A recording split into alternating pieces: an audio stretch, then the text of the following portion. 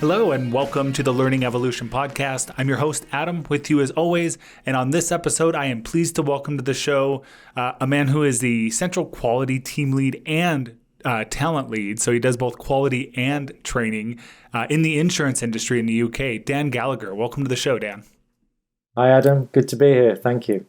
Absolutely. Well, I'm glad to have you. You know, we've talked a little bit, and I think we're going to dive into some interesting topics today. And let's start off with this.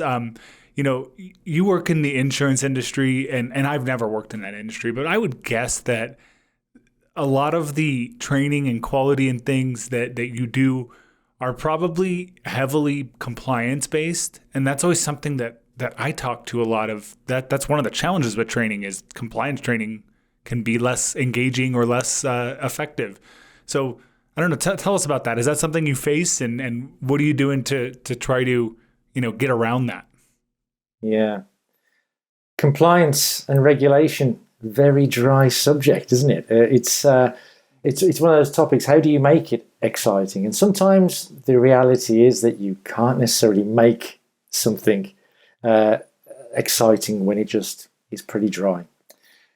I think that the challenge is that you need to deliver that information to people. And so it's ensuring that you deliver that information through easy access learning on a regular basis.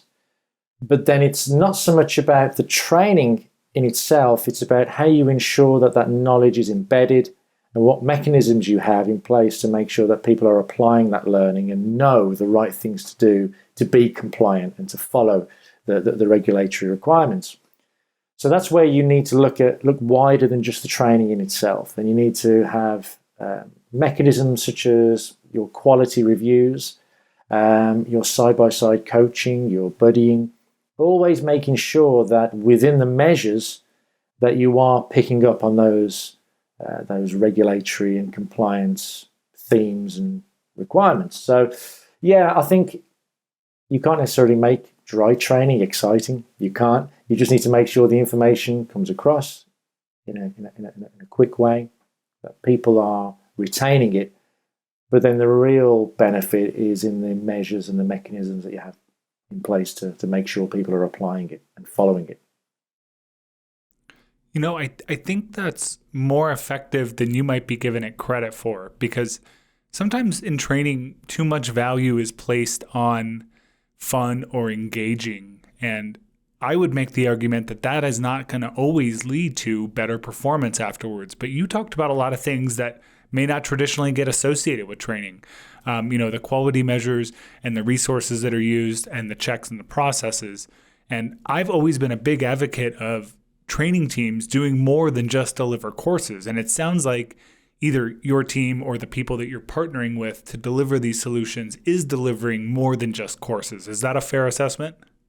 I think so. It's,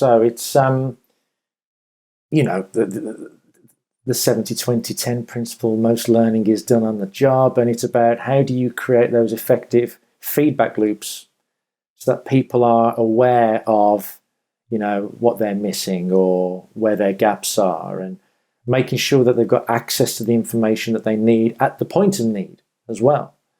It goes so much wider than just training. And when you start to think from a performance perspective, when you start to focus on what do people need to be able to perform the role well, how do you give them the tools, the resources, the access to the information, the training, the knowledge, all of these things you need to take into account, and we need to move. I think that's the evolution of our field. We're not learning and development. We're not training. We're performance consultants. We're moving towards understanding all the many influences on performance, and our role has evolved to look at all those many different facets and influencing those. Training isn't always the answer. Yeah, I love that you said that last piece. And, things do have to evolve. Obviously, I've named my podcast in that way because I think the old way of doing things, which was more passive and more about moving knowledge in very specific scheduled situations, that was not effective. It may have been effective 50 years ago when life was more simple and jobs were more simple, but we're just not at that place anymore. And we also have a lot more technology now that can help us. It doesn't just have to be this kind of classroom-based learning situation.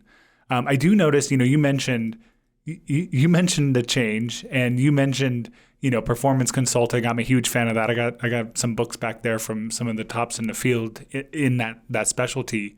But I also noticed your title. You don't have an L&D title. We see so many different things going around of training, learning and development, learning, but your title is talent and development, and that's one that I don't see that common. So is there a significance to focusing on talent and development versus the more traditional training or learning and development? Yeah, my role has recently changed, actually, since the last time we spoke. So I was a learning and development consultant, but I'm now the quality, talent, and development team leader, effectively. And the talent and development side of things is specifically focusing on creating the right development opportunities for our internal staff, creating those succession pipelines, understanding where the talent is within the business that we want to retain, and create an environment in which people want to flourish and thrive, but also being attractive to external talent. So building apprenticeship programs, getting those early talent into the business, but then nurturing them in the right way, and creating something that I'm working on is creating an apprenticeship experience.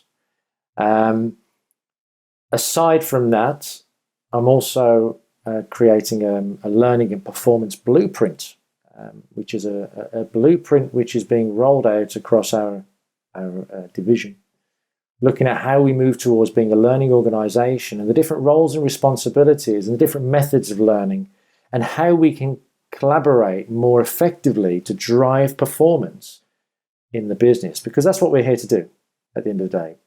Drive performance. The business wants people to perform better. People generally want to do a good job. And yeah, sometimes people don't necessarily want to learn. Sometimes people just want to know. And so it's looking at all the different ways in which we ensure that people have the knowledge that they need, they're getting the support that they need, they're being measured in the right way. What roles do leaders play in driving that accountability for applying learning and knowledge? And how do different teams assist with embedding of that knowledge so it goes beyond just a single learning event? And yeah, lots to consider, but my role also incorporates quality now. So I'm also responsible for the quality standards, ensuring that the quality standards are being met within our division, amongst our people, and also our external partners and suppliers are delivering the quality that we expect to be able to support our customers and give them the best service possible. So it's really interesting, because moving into that quality space, I intend to start to link the two areas, learning performance and quality, because if you want to take a data-led approach, then your quality reviews identifies those themes, those trends that you can then start to dive deeper into to get underneath what is needed. And then when you apply an intervention, whatever that may be, whether that is a learning intervention or whether it's a change to a system condition, then you've got the quality program then to also evaluate. So the quality is the top and tail, your quality reviews are the top and tail of the entire continuous improvement process. So yeah, I think it's a great opportunity to link the areas, and that's something that I'm looking at doing. Yeah, I agree. That is a great opportunity. I've had some previous roles where I've partnered very closely with, the quality team was separate from the learning team at that point, and I had to partner very closely with them. But I think you identify some great things, is that, when people are performing in their job, it's typically not a talent learning L&D team that's reinforcing that on the regular basis. It's the quality and the leadership that are observing them, evaluating them, providing feedback. And it's a good feedback loop that goes both ways, right? Because the quality can determine if people learn the right things, but then quality can also lift up maybe identified trends, whether they be macro trends across the workforce or the individual trends. Since individual learning is really ideal, we can actually help to develop individual people based on those quality results. So that's really cool that you have kind of management over both of those fields. And I'll be interested to follow up with you in the future to kind of see what interesting things come out. I like that because those are teams that should be working together in every industry, but a lot of times you have silos that prevent that. Yeah. Well, I think again that there's so much scope. Sorry, I think there's a lag. I was just going to say I think there's a huge opportunity when reviewing files. We need to consider: are we measuring the right things? Mm-hmm. Within systems thinking, there's a theory that performance measures method, and that the methods that people will carry out will be whatever is necessary to achieve the measures that you give them. So when you look at purpose measures method, so you have to identify what your purpose is going to be. If you focus on KPIs, if you focus on targets, you create a de facto purpose for the individuals to meet that target, whatever that may be. But that might be actually to the detriment of the customer or the employee experience or whatever. So you need to look at what do you measure. So from a quality perspective, are you measuring the right things to drive the right performance, to encourage the right the right methods? So you need to ensure that your measures serve that purpose. And then by understanding the many different influences on performance, it's common that the assumption is, okay, you haven't done this correctly, or you missed this piece of information, or technically you made an error here. Training is the response. We need to give you training. Yeah. And actually it's like, well, no. That may not necessarily be the case, because from a systems thinking perspective, when you look at what the drivers of performance are, only 5% of an individual's decisions, the actions that they do, influences their performance. 95% is as a result of the system's conditions, the system. When I talk about the system, I mean the environment, the many different influences that they have that drive performance, both tangible things and intangible things.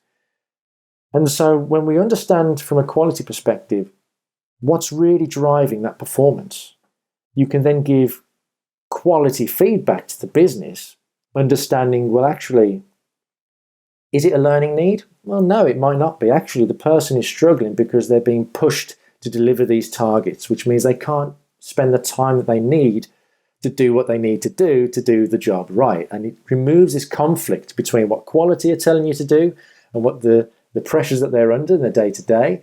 If it is a learning need, great. It comes across to the training guys, and the training area or the learning and performance area start to build a solution that fits that.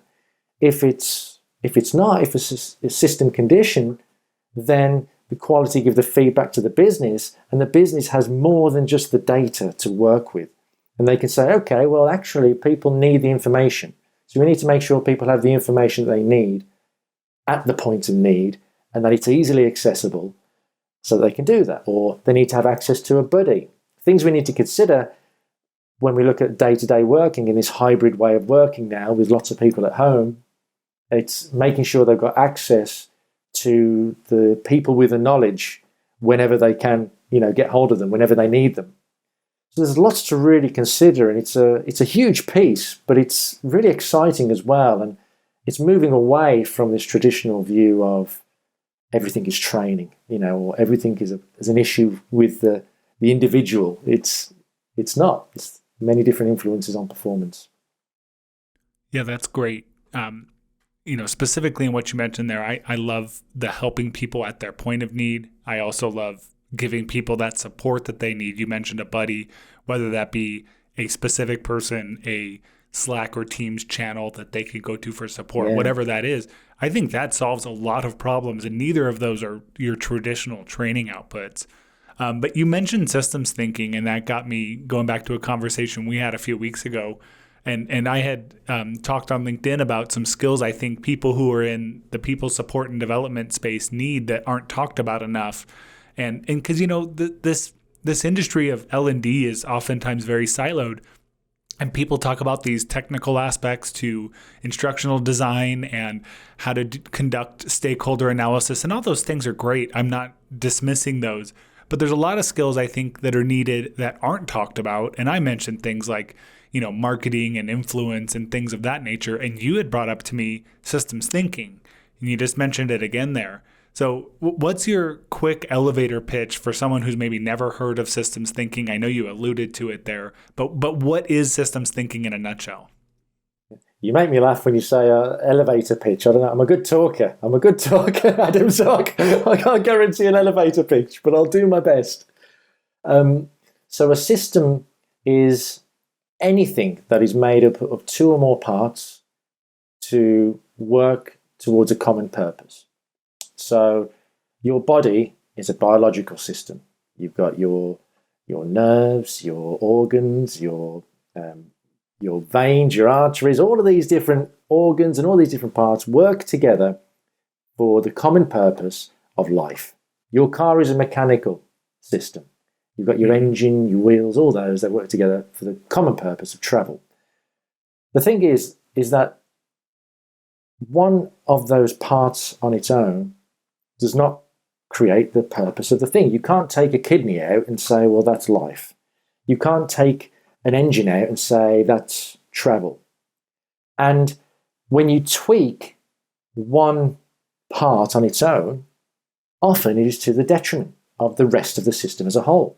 So if you were to suddenly take your average car and then put a great big engine in it, well, actually the transmission may not be suitable for it, or the brakes may not be suitable for it, and actually it may break down because it's too powerful for the rest of the car.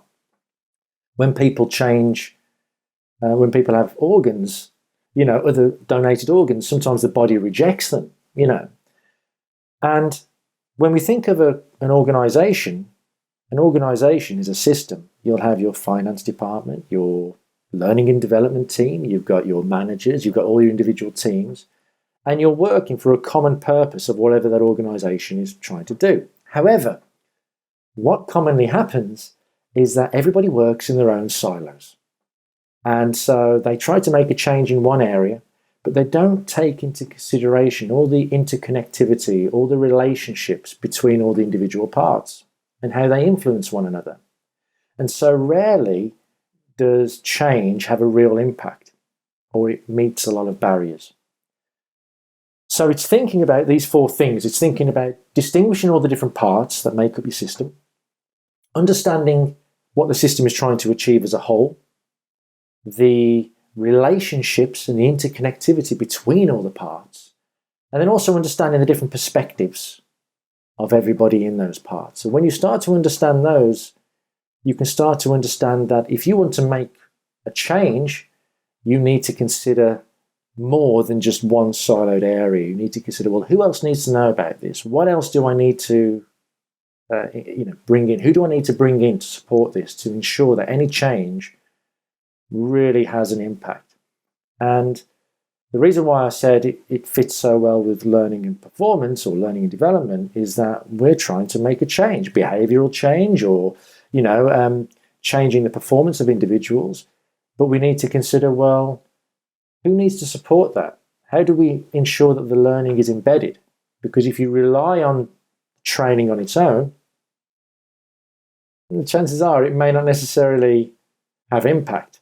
The knock-on effect of that is that when that is evaluated so many months down the line and it hasn't had the impact, well, it's learning and development, that suddenly looks like, well, you didn't do your job properly. When actually you could do a great job, but it's that the system hasn't been taken into account to ensure that the knowledge is embedded and performance is improved.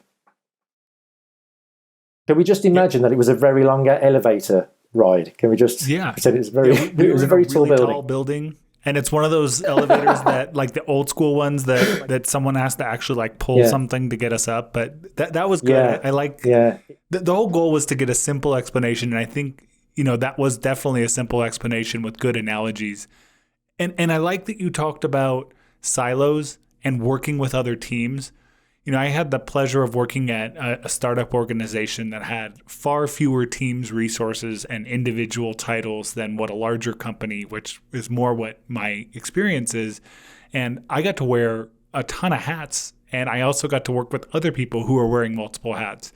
And I found that it was so much easier to do this systems thinking and to integrate solutions that would be a little bit more holistic and affect the entire process. Like, for example, you mentioned, someone bringing something to a training team, and we know it's not a training solve. Well, in that role, I was able to work with the systems team to update a system so that people using it had less clicks to get something done. Or I could work with the operations team to roll out a coaching meeting that happened every week with the leaders at each site that was more effective than retraining them on some skill set because they were identifying the specific areas. So, in that startup environment, I had that opportunity. Sometimes in larger companies that are more siloed or more bureaucratic, that can be challenging. So have you found that there's a way to overcome silos, red tape, bureaucracy, and incorporate the systems thinking when you have a lot of other people and potentially other departments that you have to rely on in order to execute in it? Yeah, it's the quality of your network. It's the quality of your network that you have within the learning and performance space. You've got to be well connected. You've got to be able to reach out and collaborate with people. One thing that I do encourage, and that is when somebody comes to us with a learning need, we go through a whole analysis of what is it they're looking for, what is it they're trying to achieve, and what are the key skills, what will you observe differently as a result of this training.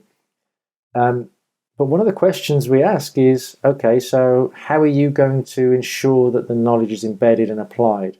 Putting some accountability back on the person that's requesting the training to ensure that they're aware that we're not order takers. It's not just, you can't just, it's not like a car wash. You can't just put somebody through at one end and out the other end and they're the finished article. You need to ensure that there are mechanisms in place to ensure that. So it's working alongside the quality team.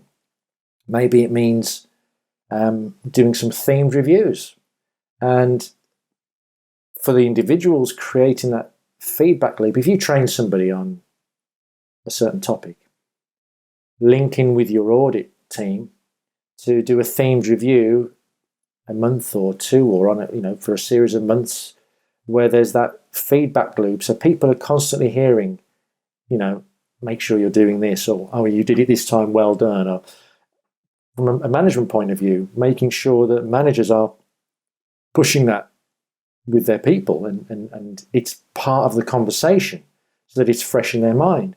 What can we do to nudge people to remember to apply it? So, for instance, sending. I'll give you an example.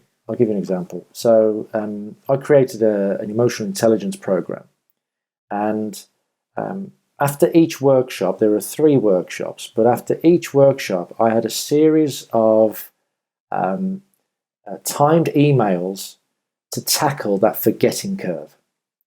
So 2 days after the event, bang, they would get an email with an interactive PDF quiz with a character called Brian, the emotionally unintelligent robot, and he had quite a dry sense of humor. So it had that novelty factor. It had that positive emotional slant because he was funny, but it was a way of just reminding people. They were easy questions. Some of them were really stupid, comical answers. But for 2 minutes, somebody goes, "Oh, what's Brian doing on?" And 2 minutes after that, there's another. 2 minutes. Say a week later, another email goes out. It's a reminder from Brian. It's another comical thing. Brian thinks that self-awareness is knowing when you're at 20% battery. Self-awareness is actually, be better than Brian. That sort of thing. Yeah. And then these constant nudges over a period of time to help embed that knowledge. And so, it's engaging with different people. And what do you need from a systems point of view? Do you need to tweak things? Exactly what you said about making things easier for people to access, reducing the number of clicks. And it's having that awareness and knowing that it's not just about you. It's not all on you. You need to think holistically, and who do you bring in? Yeah. And meeting people where they need it matters. And I think those emails are helpful. You obviously don't want to over communicate because we all get plenty of emails these days. But, whether it be through a chat system or email or a resource that the leaders are always using, having it there instead of just in a LMS learning catalog where generally people only go there when they have to, when they're told to go there, if you know what I mean. Yeah. It could be, something else we did as well off the back of that is we changed the telephone audits. So the question set within the audits incorporated emotional intelligence, so that they were being, again, measured on it and coached on it. So again, that's another mechanism that is going to help embed that learning and encourage them to continue to use it. So, and I hope that helps. It does. And I like how you talked a little bit about what that quality audit is. I've like I said, I've not worked in quality, but I partnered very closely with them in multiple roles. And, having the expectations there of what the person should do in the actual job is a huge part of it. You can train people all day long, but if they're not continually inspected, evaluated, given feedback on those behaviors, it's not going to become real.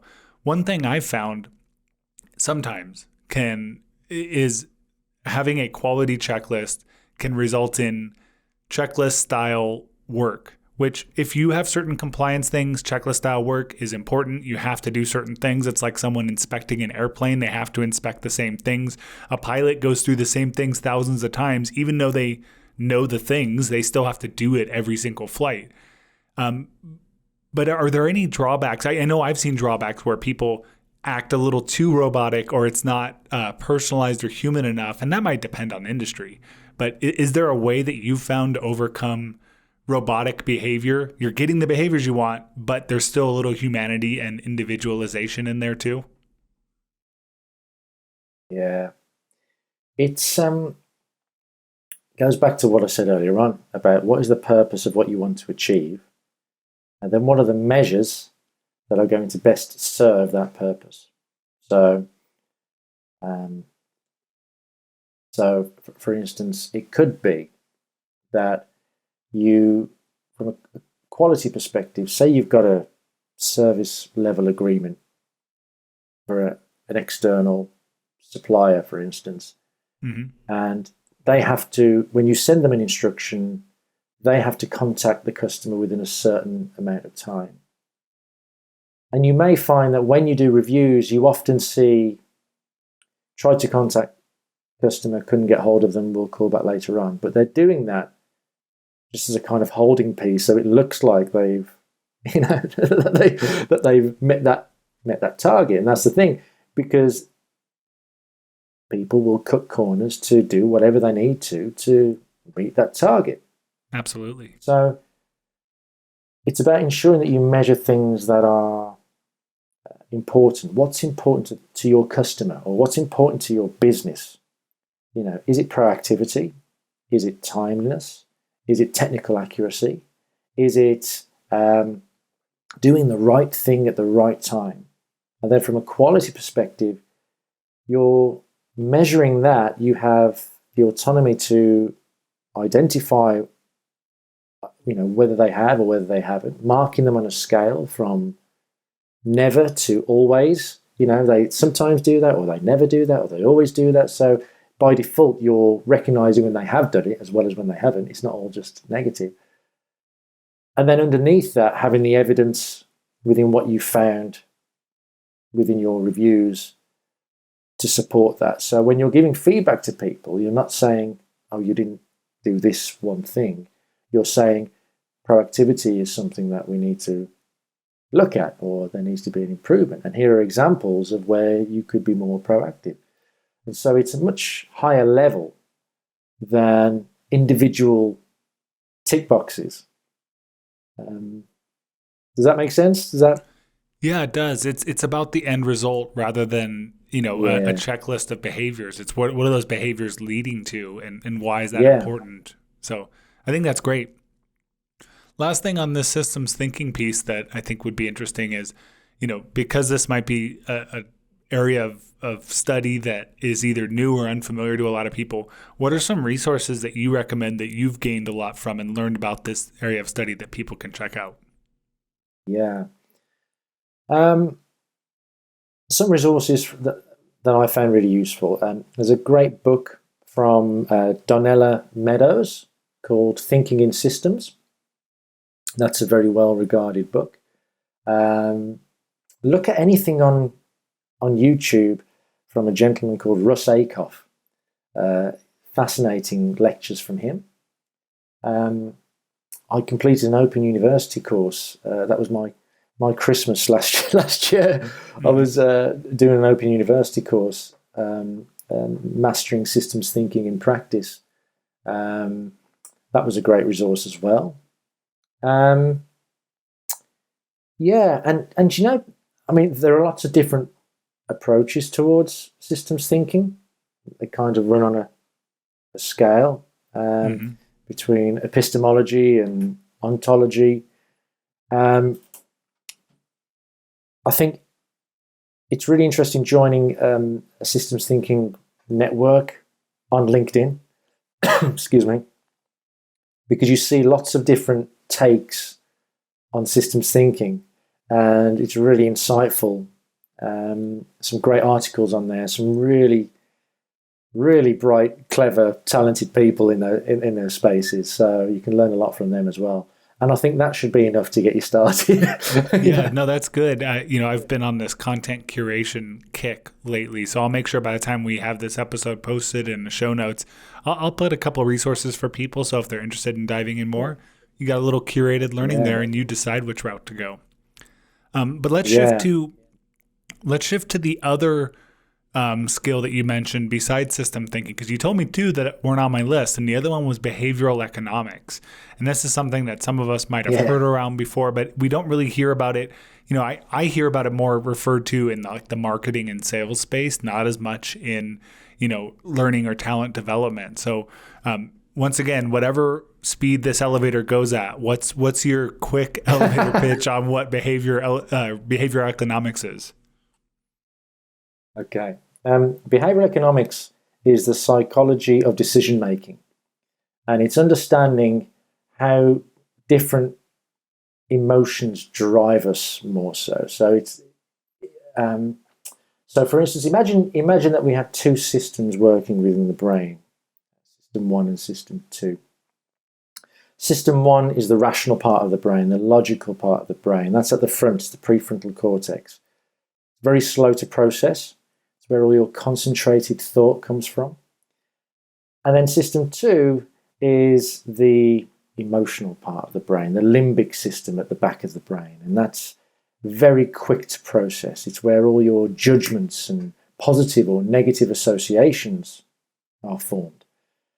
Now, we can make up to 10,500 decisions every day. And if we were to think about every single one of those in a concentrated, really rational way, we would never get anything done.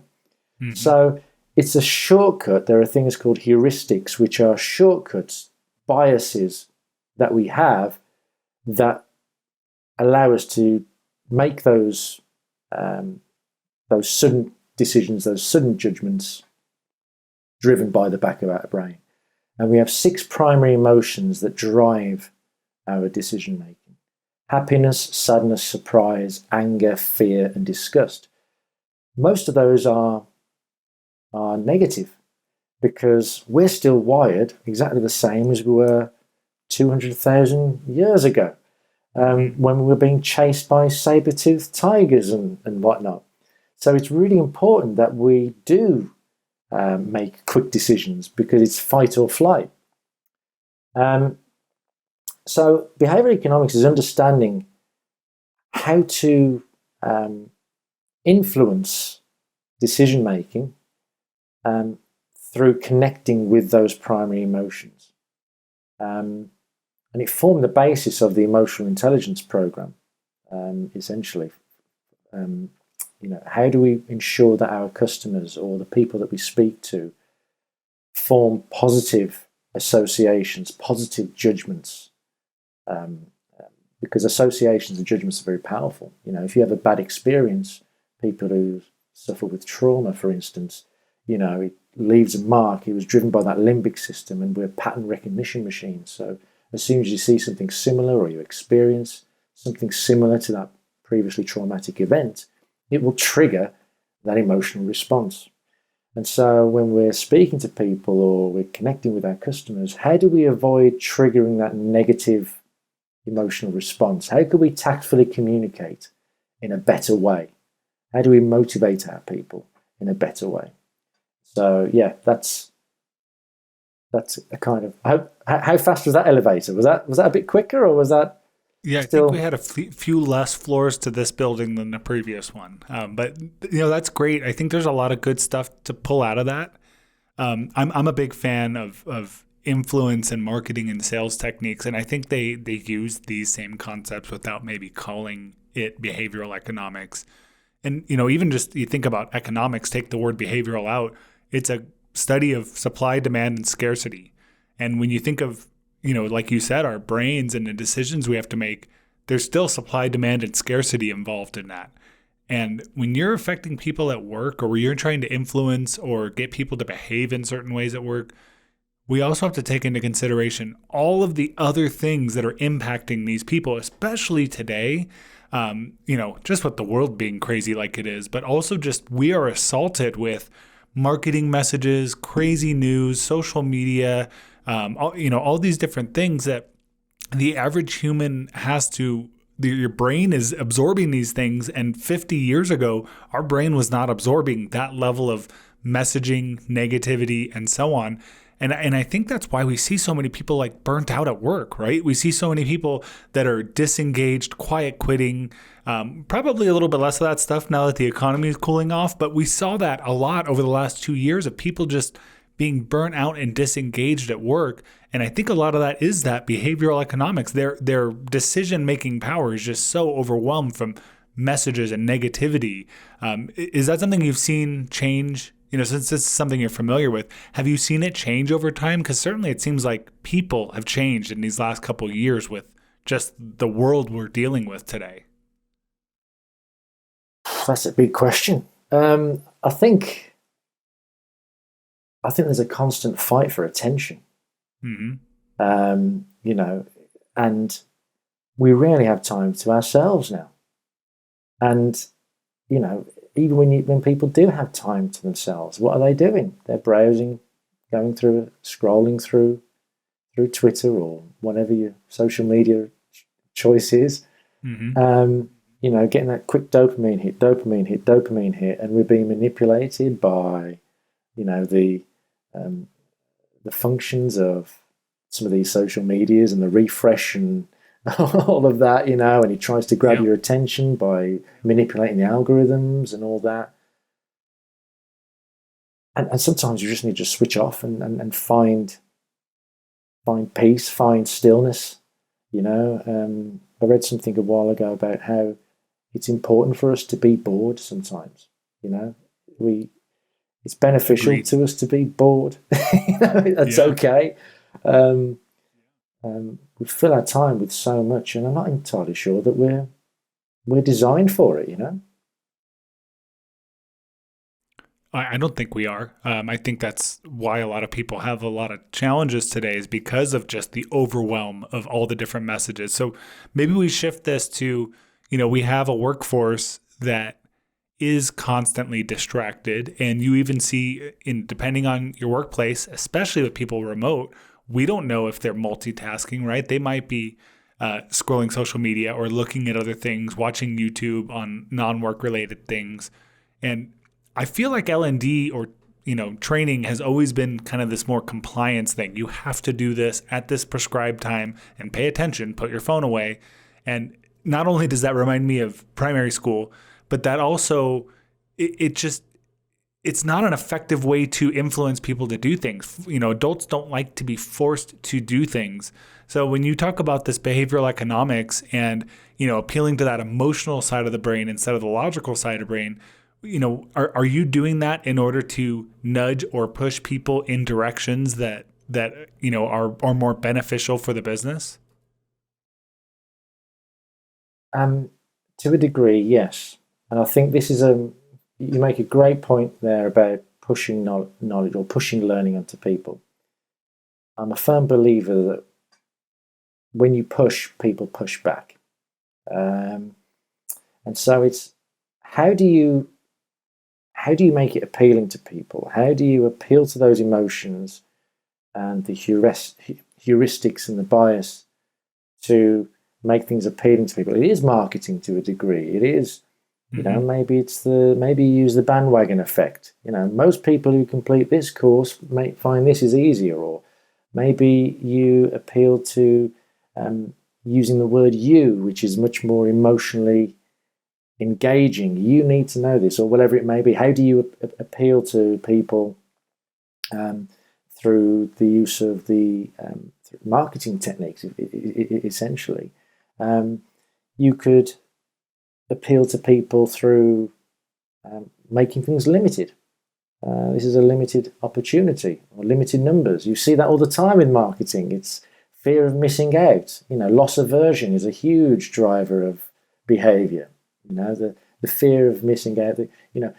We feel a loss over 2.5 times more than an equivalent gain.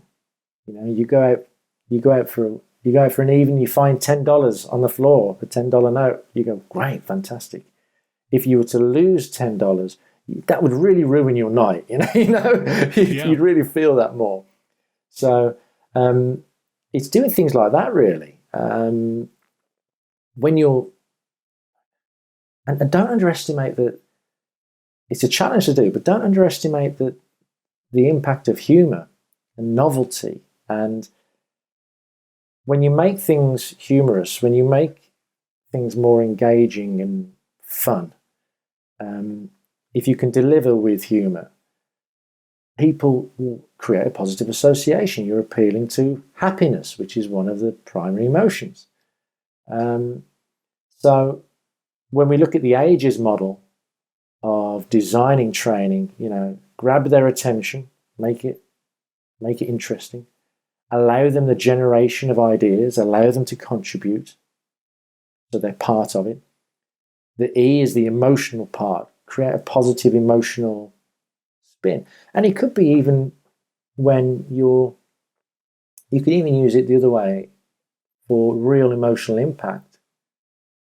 When you're telling a story, if you are using a metaphor, if you want to. So for instance, for me, when I used to do induction training in the insurance space, and we would show videos, documentaries of, or clips, I should say, taken from documentaries about people who have had their homes flooded and the distress that they're under, and they've lost everything. And you show them a picture taken from a newspaper clipping of a gentleman he's up to his waist in water, and he's holding on to the only thing he wants to save is his wedding album, so he can treasure that special day that he had with his late wife.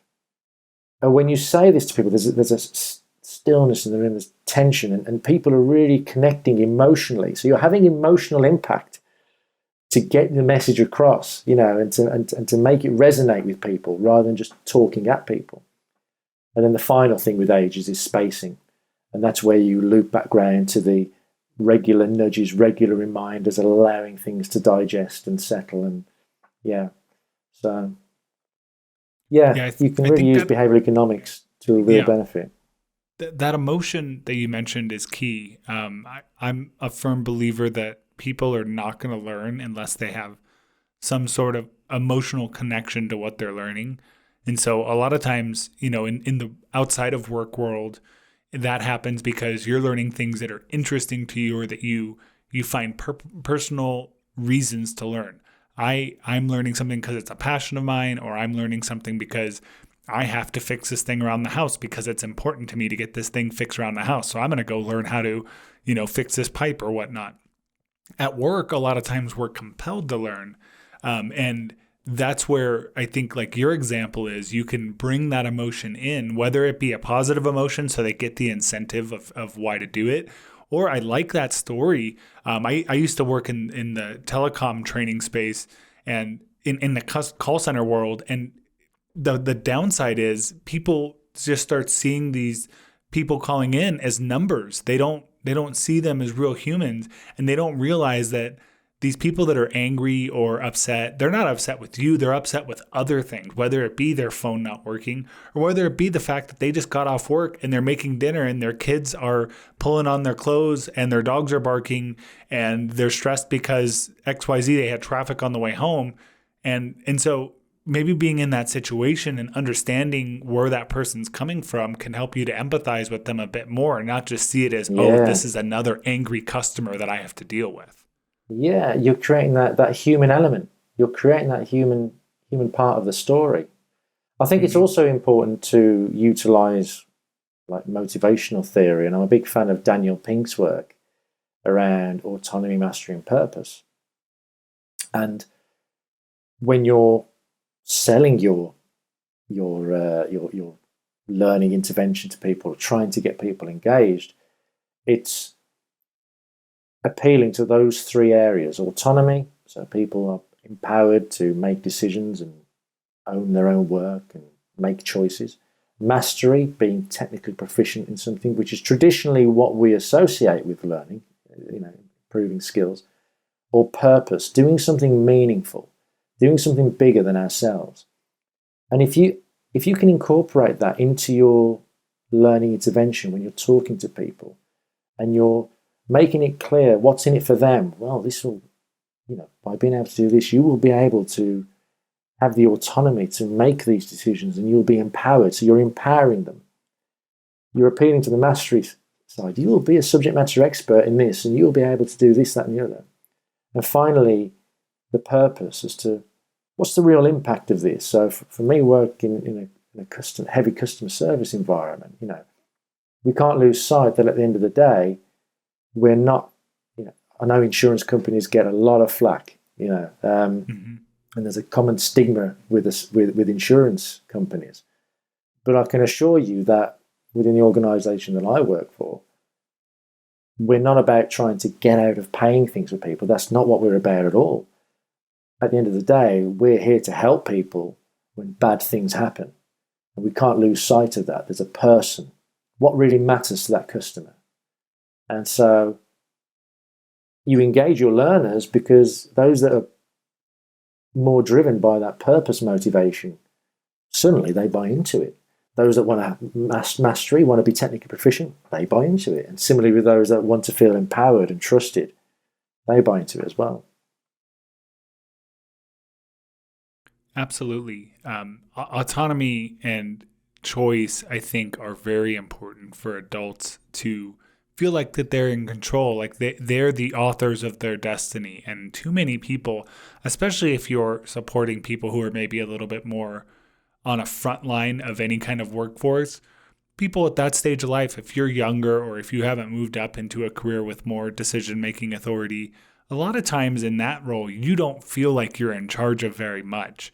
So even just giving a little bit of choice, maybe they get to choose what type of training they take. Some people might prefer a class. Some people might prefer being self-directed. Some people might prefer just like reading an article or listening to a podcast episode.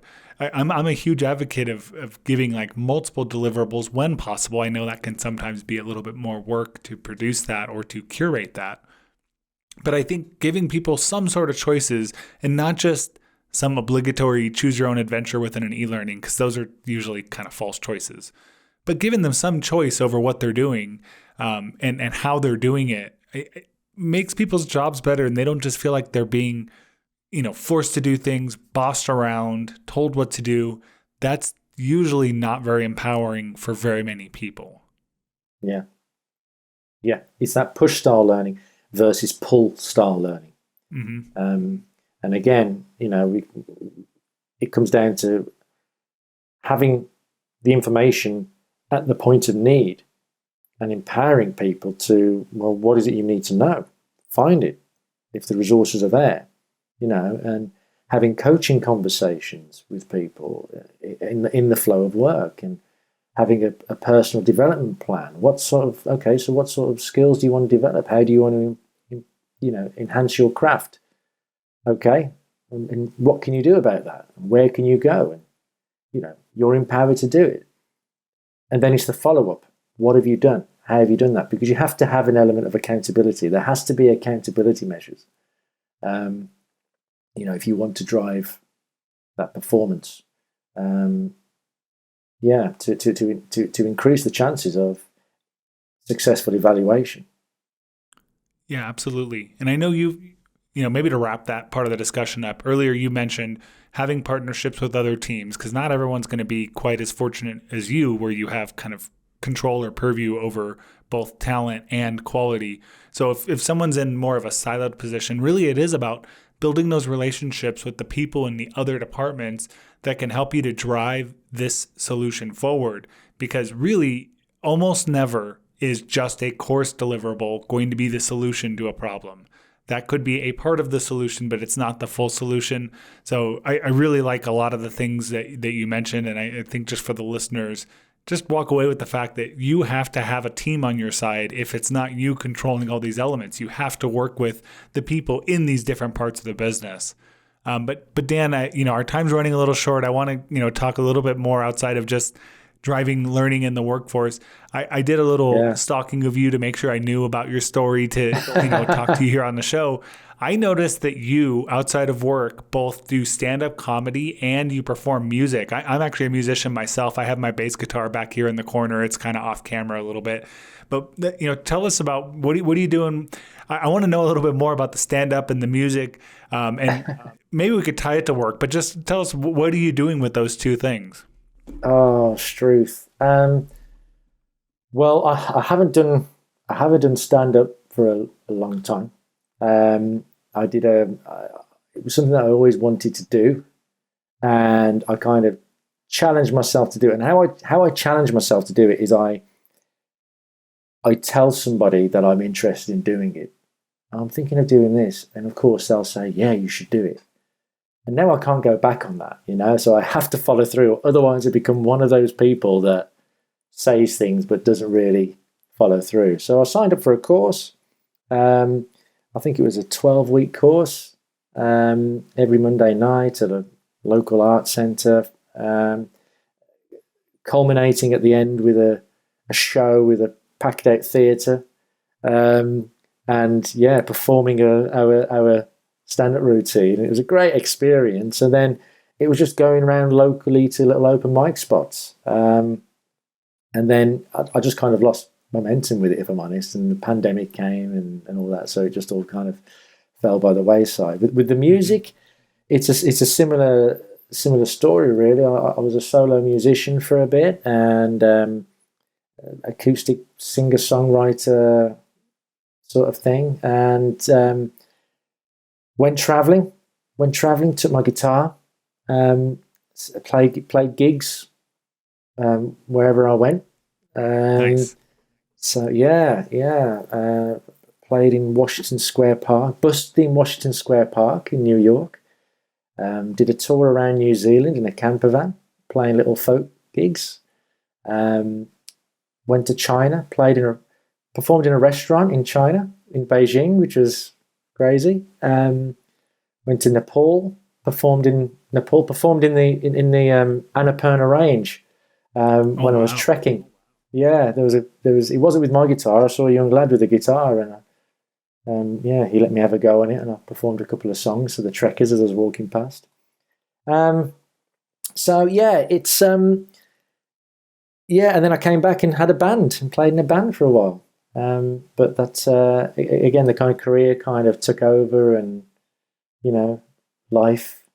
They almost feel like different lives in a way, you know, different hats that I was wearing and different lives.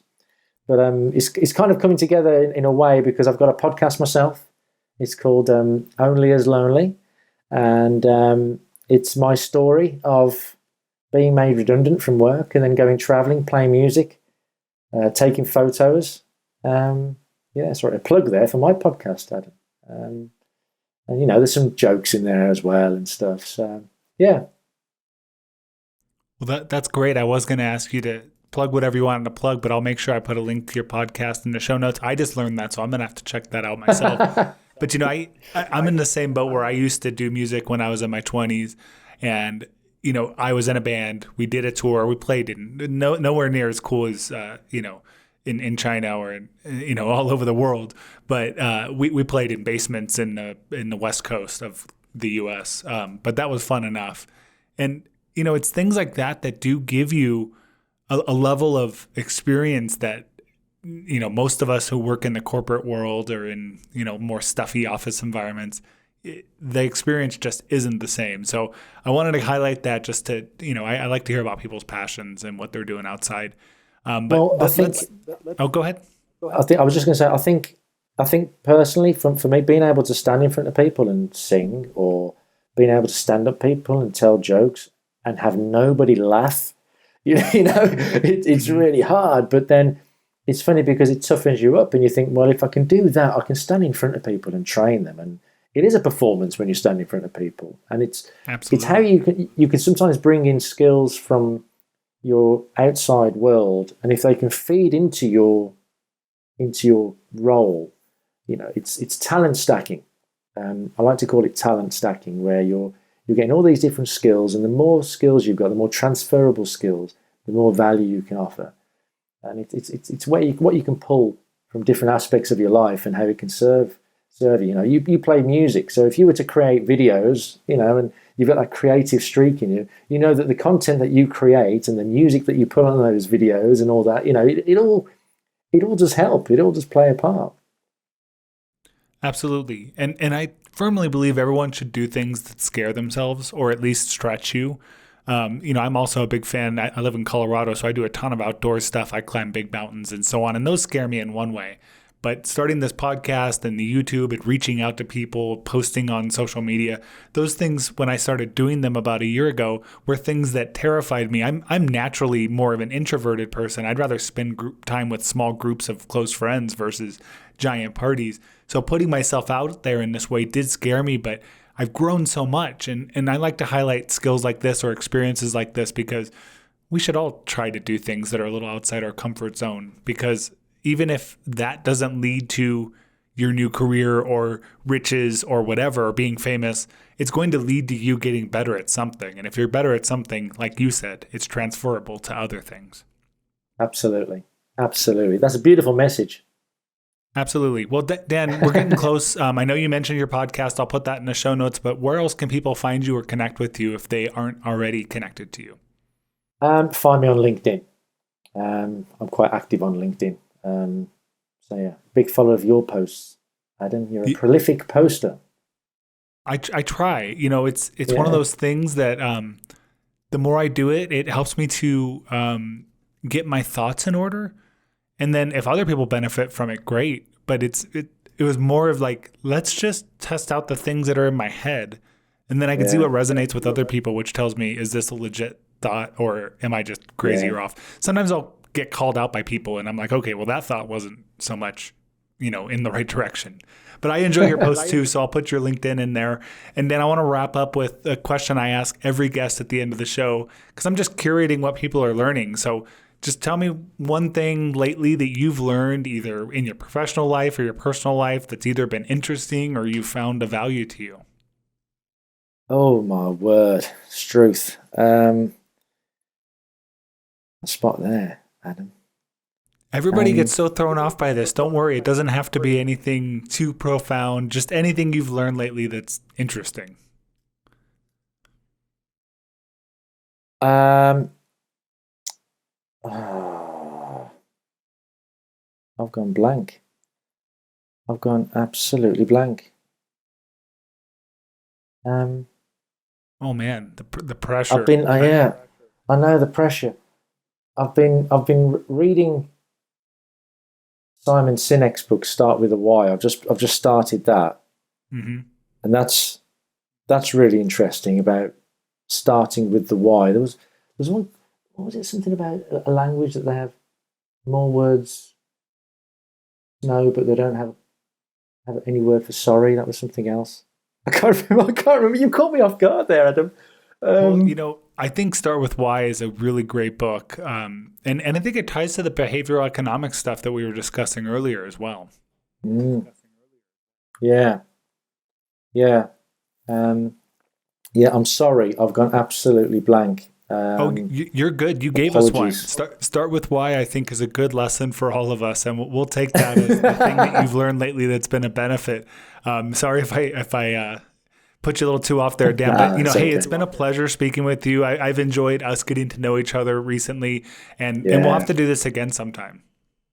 Absolutely, absolutely. It's been a pleasure. Thank you for having me, Adam. Definitely. Well, I'll put a link to everything in the show notes for people to find you. Thanks for coming on the show, and for everyone at home, thank you so much for listening.